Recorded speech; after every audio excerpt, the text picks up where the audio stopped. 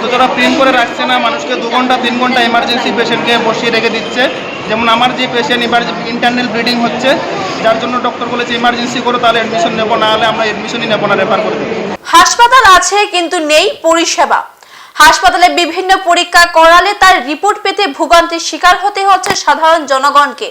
তাছাড়া উত্তর জেলা হাসপাতালে মানুষের মধ্যে যে পরিষেবা দেওয়ার কথা ছিল তা নিয়ে বিভিন্ন সময়ে পত্রপত্রিকায় অসহযোগিতার কথা উঠে এসেছে।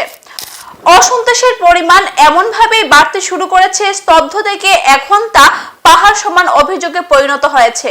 সোমবার মানুষের মধ্যে বিশাল অসন্তুষ্ট ছড়িয়ে পড়ে সিটি স্ক্যানকে কেন্দ্র করে। বর্তমানে ধর্মনগর জেলা হাসপাতালে সিটি স্ক্যান নিয়ন্ত্রণ করছে সঞ্জীবনী নামক একটি বেসরকারি সংস্থা। এই সংস্থার রিপোর্ট আনতে গেলে 3 থেকে 4 দিন সময় লেগে যাচ্ছে। রিপোর্টের সাথে কখনো ডিস্ক দেওয়া হয়, কখনো দেওয়া হয় না। সকাল 8টায় অনেকে রিপোর্টের জন্য কাগজ জমা করলেও দুপুর 2টা অতিক্রান্ত হয়ে গেলেও তাদের রিপোর্টের কোনো বালাই নেই। কোনো কিছুই বলতে গেলে কর্তব্যরত কর্মীরা যেন সাধারণ মানুষকে মারার জন্য তেড়ে আসে এমন অবস্থা। এমনকি এমার্জেন্সি রোগী যাদের সিটি স্ক্যান রিপোর্টের উপর নির্ভর করে চিকিৎসা পরিষেবা দেওয়ার কথা এবং চিকিৎসকরা বসে থাকেন স্ক্যান রিপোর্ট দেখে চিকিৎসা শুরু করার জন্য, তাদের পর্যন্ত সঠিক সময়ে জরুরিকালীন ভিত্তিতে স্ক্যান রিপোর্ট দেওয়া হয় না বলেও অভিযোগ। বঞ্চিত অসন্তুষ্ট মানুষ সোমবার তাদের বঞ্চনার কাহিনী সংবাদ মাধ্যমের সামনে তুলে ধরেন। তবুও সংশ্লিষ্ট দপ্তরের কর্মরত কর্মচারীদের কোনো ধরনের ভ্রুক্ষেপ নেই। রাজ্যের মুখ্যমন্ত্রী ডক্টর মানিক সাহা তথা স্বাস্থ্যমন্ত্রী হওয়ায় রাজ্যের স্বাস্থ্য পরিষেবার উন্নতির জন্য অবিরাম প্রয়াস চালিয়ে গেলেও কিছু সংখ্যক কর্মচারীর কারণে সম্পূর্ণ প্রয়াস একেবারে শূন্য। নিরুপায় ধর্মনগরের সাধারণ মানুষ রাজ্যের মুখ্যমন্ত্রী তথা স্বাস্থ্যমন্ত্রী ডক্টর মানিক সাহা এবং অধ্যক্ষ বিশ্ববন্ধু সেনের হস্তক্ষেপের দাবি করছেন। আমার সমস্যা হয়েছে, আমি 12টার সময় রিপোর্টের থেকে জমা দিচ্ছি, এখন মতো আমার রিপোর্ট দিচ্ছে না। আর প্লেট মানে আমি যতজনকে আমি দেখলাম দিচ্ছে, ওরা প্লেট দিচ্ছে না, শুধু রিপোর্টটাই দিচ্ছে। অথচ ওরা প্রিন্ট করে রাখছে না, মানুষকে 2 ঘন্টা 3 ঘন্টা এমার্জেন্সি পেশেন্টকে বসিয়ে রেখে দিচ্ছে। যেমন আমার যে পেশেন্ট ইন্টারনাল ব্লিডিং হচ্ছে, যার জন্য ডক্টর বলেছে ইমার্জেন্সি করো, তাহলে অ্যাডমিশন নেবো, না হলে আমরা অ্যাডমিশনই নেবো না, রেফার করে দেবো, এরকম বলেছে। কিন্তু ওরা আমাকে রিপোর্টের জন্য 3 ঘন্টা দাঁড় করে রেখে দিয়েছে, কোনো রিপোর্টই দেয়নি। আর রিপোর্ট দেবে তার জন্য কিন্তু প্লেটটা তো দিতে পারে, প্লেটও দিচ্ছে না কাউকে। কিন্তু আমি জানি যে সরকার কোটি কোটি টাকা খরচা করে এটা সব কিছু পরিষেবা ফ্রি করেছে, বাট এটা কোথায় ফ্রি? ওরা তো শুধু কাগজ একটা বানিয়ে দিয়ে দিচ্ছে, প্লেটটা তো দরকার।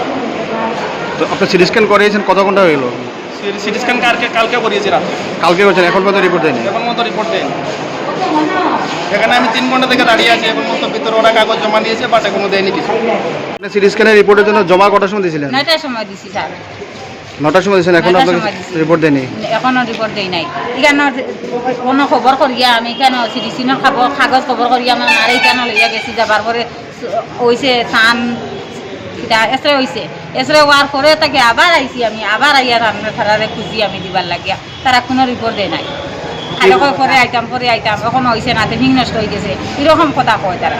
খালি কয় বাইরে যাও, কোনো জাত কোনো সারা শব্দ দেয় না, তারা রিপোর্টটা দিত নাই, রিপোর্টও দেয় না, প্লেটও দেয় না, কিছু দেয় না তারা। খালি কয় এরপরে কয় নতুন ওটা দেয়। আমি কইলাম পুরানটা তো নতুনটা আপনারা দেন কিতার লাগিয়া, বলে পুরানটা এটা এখন হইতো নাই, হিং নষ্ট করে হইতো, ওরকম তারা কথা কয়। সিটি স্ক্যান করেছিলেন কি বারে? বৃহস্পতিবারে। আজকে সোমবার। হ্যাঁ, হ্যাঁ 15 তারিখে 15 তারিখ টেস্ট করেছে, আর আজকে কত তারিখ? পেশেন্ট নিয়ে এখন জমা দিয়েছি, এই তারিখে আমরা এখন রিপোর্টটা দিতে আসছি। তো আপনারা কি মানে সিটি স্ক্যান করার পরে রিপোর্ট প্রিন্ট করে রাখেন না?